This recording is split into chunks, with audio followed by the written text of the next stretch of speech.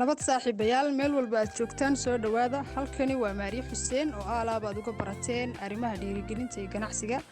Waa qaybteennii labaad ee season 2. Maanta waxaa ila joogta Juweriya Cabdiraxmaan oo ah xubin aad u muhiim ah oo ka tirsan kambaniga caalamiga Oblast Global. Waxaan aad ugu faraxsanahay inaan ka wada sheekaysano arrimo dhowr ah kuwaas oo la xiriira ganacsiga iyo isbedelada ka socda caalamka. Waan ku faraxsanahay inaan barnaamijkan wada qabanno. موضوع sidee dhaqaale u sameyn karaa anoo gurigeyga jooga oo la wadan ayay Juweriya noo sharaxi doontaa sida suurtagal ku tahay. Soo dhawo marka ugu horeysa Juweriya. waan dhawahay aad iyo aad baad u mahadsantahay Maariya Xuseen sida ay barnaamijkeedin ku soo sheegtay Maariya Xuseen magacaygu waa Juweriya Cabdiraxmaan Xuseen kana tirsan Oblast Global ama kambaniga caalamiga ah ee Oblast Global. waad mahadsantahay Juweriya inkastoo aan ku garanayo balse waxaa jira dad badan oo u baahan inay Juweriya wax ka ogaadaan. waa tuma Juweriya waxa weeyaan magacayga horta saan idin sheegay Juweriya Cabdiraxmaan Xuseen waxaan ahay waxaan ku koray wadanka gudihiisa ama Somaliland waan ku barbaaray wax ku bartay harkayga aqooneed wuxuu gaarsiisan yahay level degree university of social worker ka hadda dhowr bilood aan ka tirsanahay kambanigan caalamiga waxaan si toos ah uga ganacsadaa ilaa 200 oo wadan aad baan ugu faraxsanahay barnaamijka iyo ganacsigaba.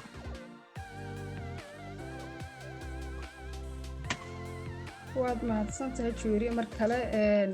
maadaama aad ka tirsan tahay kambani caalami Oblast Global oo gala in ka badan 200 oo wadan fursadan ay tahay fursad online ah goormaad ku soo biirtay ganacsigan aad hadda ka mid tahay ganacsiga waxaan ku jiraa iminka muddo 8 bilood ah waxaan ku soo biiray bishii shanaad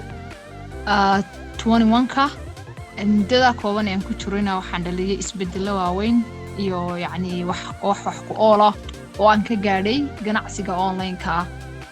maadaama uu ganacsigu yahay ganacsi ballaaran oo ilaa 200 wadan uu qofku gaarsiin karo businesskiisa.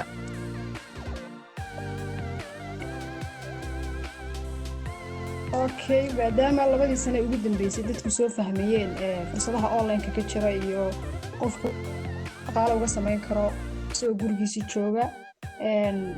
sababta ugu weyn aad ugu soo biirtay maadaama ganacsiyadu ay kala duwan yihiin ganacsiyada private-ka iyo kuwa online-ka maxay ahayd sababtii ugu weyneyd ee ugu dhalisay inaad bilowdo fursadan oo kale aad baad u mahadsantahay Maariya horta haddii aan yacni sheekadayda iyo sidaan ganacsiga ugu soo biiray aan dadka la wadaago anigu ganacsiga waxaan ugu soo biiray qaab caafimaad maadaama uu ganacsigu ka kooban yahay waxyaabo badan oo isqurxinta ka mid tahay caafimaadka ka mid yihiin waqtigii aan jaamacadda waday waqti ka mid ah ayaan waxaan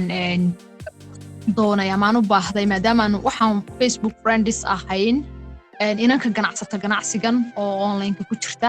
marka waxaan arkay shaqooyin iibino sharooba fountain of life la yiraahdo taas baan u baahday soo maadaama taa u baahday waan raadiyay markaan helayna waxaan doonay inaan xaddi fara badan qaato maadaama familkayga aniga oo xasaasiyad lahaa hooyaday aan wada baahnayn soo waxa la soo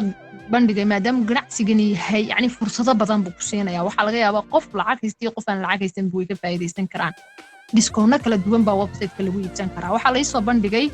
alaabta discount baan ku doonayaa laakiin in kambaniga caalamiga uu isagu si toos ah discount-ka ii siinayo taas aan ka faa'iideystay waqtigan soo galay markaa waxay ahayd markaa waqtiga aan u raadinayo fursad caafimaad markii hore danna aan ganacsiga ugu gudbaan soo kusoo galay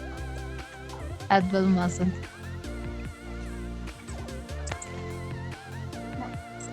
ما شاء الله كل دد بدنا كفاية دونا online-ka iyo faa'iidadiisa khaasatan kambanigan aad ka mid tahay maadaama ay ku duwan yihiin fursado fara badan oo qofka u sahlaya inuu gaaro magaciisii iyo wax la yiraahdo alaabada uu iibinayo halkuu joogo wax ka badan su'aasha kale aan ku hayo waxay tahay maadaama aad noo sheegtay kambaniga information yar ku saabsan kambaniga meeshu ku yaalo alaabada uu iibiyo insha Allah ta'ala adiga soo koobay aad baad u mahadsantahay walaal Maariya waxa kambaniga horta waa kambani caalami ah Oblast Global la yiraahdo wuxuu ku yaalaa wadanka Canada waxaana la aasaasay 2005 waxa weeyaan wadanka Canada marka loo eego kambaniga ugu weyn ee xagga designka fashionka soo saara wuxuu fursad markaa ku siinaya kambanigani ama wuxuu gaarsiisan yahay ilaa 200 iyo in ka badan oo wadan ayaad si toos oo yacni online aad uga adeegan kartaa wada ogtiin maanta haddii uu qofku business yar bilaabo wadanka uu joogo ama gobolka uu joogo sidii ku gaadho waa adagtahay ilaa uu large business noqdo laakiin adigoo small business inaad gaadho intaasoo wadan waa wax aad amazing u ah dhalinyar ahaan iyo teknolojiyad ahaan aad noo soo jiidanaya waxyaabaha uu kambanigani iibiyo waxa ugu horeeya waa fashionkii waa isqurxintii soo kale waa caafimaadkii markaan leenahay waa kambaniga ugu weyn fashionka soo saaran leenahay fashionka wax kasta ka mid ah yacni hadday kaba tahay hadday tahay mataqaanaa wixii bulukaatiyada ama saacadihii ama yacni ma kala yacni waa all fashion dhan baa la yidhaahdaa sidoo kale caafimaadkii waxaan iibinaa goojo yar oo loo yaqaano Fountain of Life oo laga sameeyay geed dabiici oo Norwegian spruce leeyahay waa tan anigu saan idin soo sheegay waa markii ugu horeysay u baahday aan dalbaday maadaama lahaa xanuuno xasaasiyad ama taqaana fatigue oo aan daali jiray oo markasta shaqooyin fara badan qabanayaan awoodi jirinin sidoo kale waxa aad u muhiim ah iyaduna isqurxintii oo ay ka mid yihiin waxyaabihii personal care ka hadayeen creamadii hadday yihiin yacni waxyaabaha shaambooyadii waxaasoo dhan so taasina waxa weeyaan wax fursada oo maadaama alaabtiisu waxay maanta yacni meel kasta qofku joogo waa unique waxayna ugu tahay yacni inaa important qof kasta waa wax uu qof kasta u baahan yahay maanta waxyaabaha la soo saaro waxaa ka buuxa chemicals kala duwan waxa laga yaabaa adigoo wax iibsanaya inaad wax damage ku geeyo naftaada ku geystaad iibsato laakiin kambanigani waxyaabuu kaga duwan yahay unique ku yahay waxa weeyaan wixiisii wax chemical kuma jiraan alaabadiisii وانا wax يعني qofkas everyday waxyaabaha la isticmaalo ay ka mid yihiin aad baad u mahadsantahay ما شاء الله maadaama ka soo sheekaysay sababihii ugu badnaad kambaniga ugu soo biirtay iyo alaabada iyo kambaniga meesha ku yaalo Fountain of Life waa kulli waxay ka mid tahay alaabada ugu waaweyn ama ugu saameynta badan qaybta caafimaadka uu kambanigu u hayo marka Fountain of Life siday ku saameysay maadaama aan ogahay sheeko cajiib ah oo aad ka samaysay oo adiga ay ku tartay iyo family-gaagaba waxaan jeclaan lahaa faa'iidada Fountain of Life iyo sida ugu ballaaran ee noloshaada u saameysay inaad wax yar Maria waxa weeyaan Fountain of Life saan idin sheegayba waa goojo dabiiciya ama wax like sharoobo yar oo dabiiciya oo laga sameeyay good loo yaqaan Norwegian spruce waxyaabaha ay ka kooban tahay waxa weeyaan waxay jirkii oo kale ka saaraysaa wixii caabuq barar ah ku jiray sidoo kale waxay la dagaalamaysaa viruska iyo bakteeriyada si noqdone xanuunada ama virus ba keeni kara ama bakteeriya keeni karta qofkii markii jirkiisii hadduu hore ugu jirana ay ka baxdo oo kala saarto haddii uu soo galiyana ay la dagaalanto waxa kor ay u qaadaysa difaaciisa qofka ban oran karna anigu ahaantaydu waxaan lahaa marka xasaasiyad baan lahaa waqtiga aan doonayayna waxaan doonayay laba waxyaabood inaa xasaasiyadaas ay wax iiga tari karto iyo inaan maxay daalkan iyo tabcaanka badan aan kaga raysto maadaama aan markasta lahaa qof markaan shaqooyinka qabanayo aan daali jiray so waxyaabaha ii tartay markaa waxaa ka mid ah ani ahaantayda alxamdulilah inaan kaga fiicnaado waqti qaboobaha markay timaado aanan yacni awoodi jirin inaan wax qabsado inaan indhu casaan jireen inaan yacni aad u dibtoon jiray xasaasiyadda darteed alxamdulilah aad baan uga fiicnaaday sidoo kale daalkii waxaa laga yaabaa inaan waxna shaqaa qabto ama aan tamar badan yeeshay hooyadayba waxaan oo dhanba ka muhiimsanayd oo maadaama aan yacni markii la ii bandhigay la sheegay lagu lafaha wax ka taraysa aad waxa markiiba maskaxdayda ku soo dhacay waa inay hooyaday ka faa'iideysan karto waxay hooyo lahayd dabarkii ka jabtay soo gacan iyo dhinacba xanuuni jiray oo ma taqaanaa waxa xidhmay seedihii dhakhaatiirtu boomaatun bay u qoraan waxaas muddaysada ahayd so waxaan ku fikiriyay inaan dhakhtar waddankooga qabadsiiyo alxamdulilah wax dhacday Fountain of Life hooyo markii waqti kooban isticmaalisay inay alxamdulilah aad ugu fiicnaatay ilaahay ku caafiyey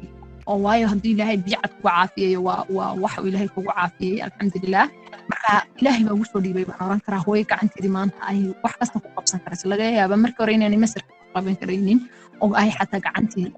soo noqotay inay intii awoodeedii dhinto gaabatay oo kale maantana wax kasta ay ku qabsan karaysaa caafimaad noqotay weli aana yacni xataa ka maqal way xanuunaysaa intii baashan isticmaalaysay sidoo kale hooyo waxay lahayd gaastiri oo caloosha gaasta dadka caloosha intii kaga dhacdo naqaska dadka gelisa taana alxamdulilah way kala fiicnaatay waxyaabaha kale ay way kaga fiicnaatay waxaa ka mid ah wax la yidhaahdo mataqaanaa dadka Soomaalidu waxay yidhaahdaan malaha wax ka soo baxa dadka oo kale ama meesha aqoonta hoostooda runtii inka magaceedii baan ilaaway laakiin fiixo haa waxaasna hooyo way kaga fiicnaatay qoys ahaan iyo caafimaad ahaan heerkaasi noo taagan tahay aad baan ugu faraxsanahay yacni inaa ilaahay fursadaas nala soo yacni noo oo itusayay sawaad baan mahadsantahay ما شاء الله runtii waxaan rajeynayaa sheekadaadu inay dad badan ay saameyn doonto waxaa jira dad badan oo la ildaran xanuuno kala duwan waxaan rajeynayaa inay caawin doonto goojadaasi insha Allah tacaala maadaama aad sheegtay inaad company sida u ballaaran aad ka mid tahay waxyaabo badan aad ka faa'iiday caafimaadkii iyo dhan walba oo loo baahan yahay nolosha u baahan tahay sida ciwaankan uu ku saabsanaa waxay ahayd sidee bay igu suurtagelaysaa anigoo gurigeyga jooga inaan intaasoo wadan aan ka shaqaysto anigoo familygeyga iyo shaqooyinkeyga gaarkaa wataba kolley technology wuu isbedelayaa maalin kasii dambeysa sidee bay kugu suurta gashay adi ahaan inaad ka ganacsato in ka badan 200 oo wadan adoo gurigeyga jooga hawlahaaga kala wata insha Allah tacaala su'aashaas inaad nooga jawaabtaan jeclaan lahaa aad baad u mahadsantahay Maria saan idin sheegayba waxa weeyaan fursaddan waxa suurta gelinaya Global company-gaas wuxuu fursad ku siinayaa ama wuxuu qof kasta fursad u siinayaa oo meel kasta adduunka kaga joogo maanta yacni qof kasta oo haysta internet iyo yacni mobile ama wax teknolojiyada ka saacidaya waynu ognahay maanta qofka baadiyaha jooga ayaa haysta mobile weyn oo yacni mobilada casriga ah haysta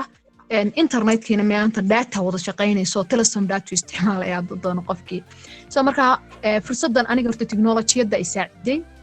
maantana yacni waxaan ku faraxsanahay in wadankeen iyo dhalinyarteen iyo dadkeen ay maanta soo gaadhayso teknolojiyada ay wana faa'iideysanayaan qofkii macnaha fursad sidan oo kale ama teknolojiyada doonaya inuu ka mid dhaliyo horta juhdi iyo dadaal bay u baahan tahay laakiin company-gu wuxuu ku soo bandhigayaa inuu qof kasta ka faa'iideysan karo isagoo website international uu iibsanayo 3 level oo uu company-gu u design gareeyay kolbakii uu qofku ku qanco ayaad iibsanaysaa dan saasaad uga ganacsanaysaa alxamdulilah rabbil caalamiin waxaan oran karaa waa fursad iyo jaanis uu ilaahay noo suurta geliyay company-ga na aad buu mahadsan yahay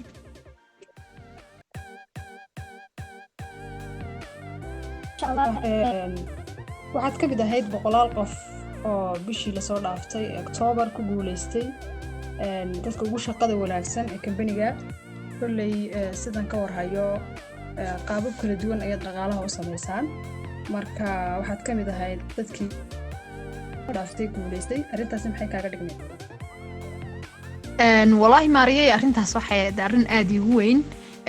markaan arkay anigu hadda shaqadan ka hor waxaan soo shaqayn jiray aqooyin kala duwan wali ma aanan yacni anoo israahdo waxa tahay hard worker waxa tahay yacni waxaan wax walba haysadaa at the best sida ugu fiican aw qabatid haddana wali maan arkin wax shaqo wanaag ama wax la igu abaalmarinay waxaan arkay fursad ka dhex jirta ganacsiga oo lacagna loo samayn karo yacni abaalmarin iyo horumarna lagu mutaysan karo oo MGRS wax loo yaqaan ama ilaa 200 ee wadan company-gu ka shaqeynayo inuu qofku ku guuleysto dadkii ugu shaqada wanaagsan oo ka mid noqdo taasi markaan ganacsiga soo galay waxay ahayd wixii iigu weynaa iyo hadaf kaliya taan lahaa ama subax walba aan soo kaco aan gidaarka ku qori jiray inaan ahaado bishan qofkii ugu shaqada wanaagsanaa bishii bilaan soo dhaafnay bishii 10aad bay ahayd dabcan ma ahayn tiyaaqto November ma ahayn waxaan ka mid noqday dadka ugu shaqada wanaagsanaa taasi waxay ii cadaysay kow inuu yahay company-gani wax loo siman yahay oo aan yacni aanay lahayn waxaan hebel baa caddaan hebel baa madow hebel baa afrika jooga aanay kale lahayn sidoo kale waxay ii caddaysay kartida iyo horumarkayga inaan waxaan yahay waxaan ka midho dhalin karo ama aan gaari karo aad iyo aad baana yacni hamigayga iyo hadafkayga ahaa inaan waxaan ganacsigani noqon doono ganacsiga aan horumar ka samayn doono ay igu sii dhiirigelisay maasha allah dadaal wanaagsan baad samaysay ma jiraan wax caqabada maadaama shaqo walba la bilaabayo ama fursad walba bilowgeeda ay leedahay challenge yar oo qofka ka hor imanaya ma jiraan waxyaabo aad is leedahay 1 iyo 2 ayay yihiin oo caqabada waqtiga ka hor yimi markii hawshu bilow ku ahayd والله ماريا horta ganacsi marka la leeyahay maaha wax aad oran kartid 100% inaan lacagta soo saarayo ma samaynayo ani ahaantaydana ganacsigan markii koobaad aan soo galay horta ganacsi caqabada kaliya ee qofka ka hor iman karta waxa weeyaan inuu afkiisa xidho ama waamuso anigu markaa waxaan fahmay markiiba fursadda ka dhex jirto oo ah inaan ganacsigan haddaan barto oo aan aniga afkaygii furto uu ii soconayo haddaan aamuso aan halkaas Soomaali challenges kala kulmay because of qofna ma oga inaan 200 wax wadan gaarsiiyo qofna ma oga inaan waxaan alaabtan anigu ahay quality-ga hayo taas marka anigu taas waan ka badbaadayo ilaahay alxamdulillah rabbil caalamiin alaabtaydii si fiican bay igu iibsantaa sidoo kale ma taqaanaa waxaan noqday qof barihii bulshada iyo YouTube aan weligay ku fikirin xataa inaan hindiso oo aan yiraahdo YouTube aan wax soo gelinayaa oo aan maxay hayday maayo soo taasna waxay noqotay wax aan dardargelin aan halkaa ka sameeyay soo markaa caqabada ugu weyn ee qof yacni ganacsiga kala kulmi karaa waxa weeye maadaama wixii social media yahay inaad adigu social media ku iibgeyn karto alaabtaadii batay markaa yacni aad barato sidii aad social media maaha inaad markaaga hore social media active ku ahayd waayo ma laftarkaygu qof markayga hore isticmaala ama caanka ama yani isku daya inuu caan ka noqdo social media waxa laga yaabaa Facebook waxaan soo dhigi jiraa ama taxi waxaan soo dhigi jiraa hambalyo maantana waxa laga yaabaa inaan maalin daily wax soo dhigo oo active ahaado waqtigiisi waxaan u leeyahay wuxuu u joogaa tiknoolajiyadu la jaan qaadaya ya maanta sidaan kuu sheegayay aan markii hore kugu soo carabaabay qofka maanta baadiye jooga aduu doono geed hoostii jooga ee mobilka internetka isticmaalaya uu ganacsan karaa online business uu ganacsan karaa marka taas baa waxay noqon kartaa differenceska ganacsigan iminka waliba marka loo eego hadda ganacsiga iyagan Oblos Global International kahay wuxuu unique ku sii yahay maanta anigu ardayad baan ahay haddaan ka baxo wadanka oo aan wadan kale tago wadanka waan ka sii wadaya ganacsigayga until aan barti kaga tagi lahaa ee shaqaale ganacsigayga u qaban lahaa taasina waa fursad oo waa dukaan jeebkaaga kugu jira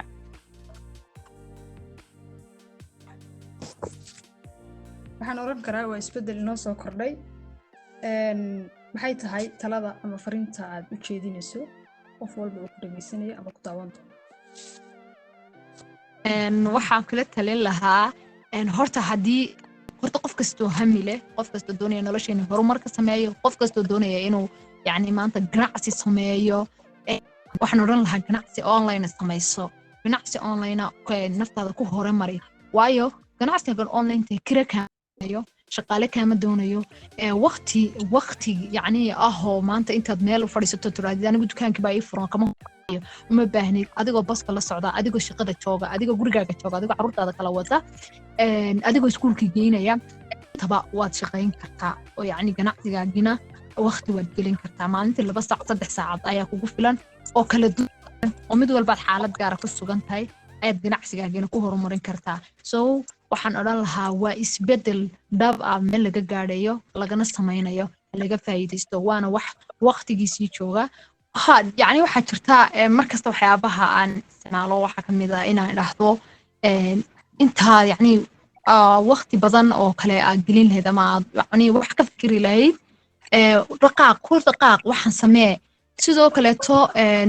waxyaabaha kale aan aad u isticmaalo waxa kamid ah inaanan ka fikirinin wax weyn waxaad hayso markaa yani ku dhaqaaji tusaale ahaan waxaad haysataa mataqaanaa maanta internet waad haysataa laakiin ma internetka waa daciif soo ama oo qabo aad iyo aad baan yacni waraysigaaga iyo barnaamijkaagaba helay waxaanan odhan lahaa insha allah biidnillaahi kariim wuxuu noqon doonaa barnaamijkan mid dad badani deystaan dad badanna gaadha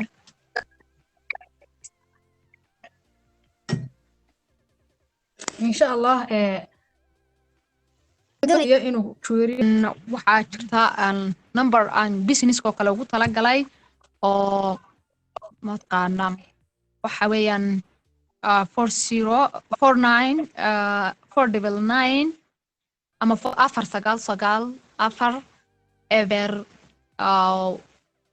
4016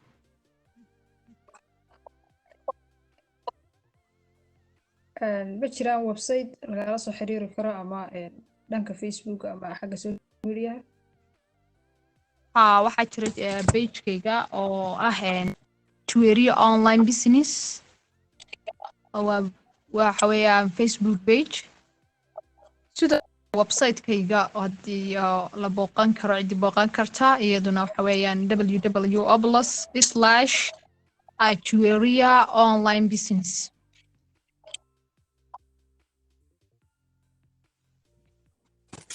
insha allah qaybta description-ka waan dhigaya dhammaan information-kaaga oo dhan waan kaga mahadcelinaa sida wanaagsan aad waqtigaaga qaaliga ugu soo hurtay sidaad u siiso dadka information loo baahnaa in laga faa'iidaysto mar labaad waan kaga mahadcelinaa waqtigaaga qaaliga thank you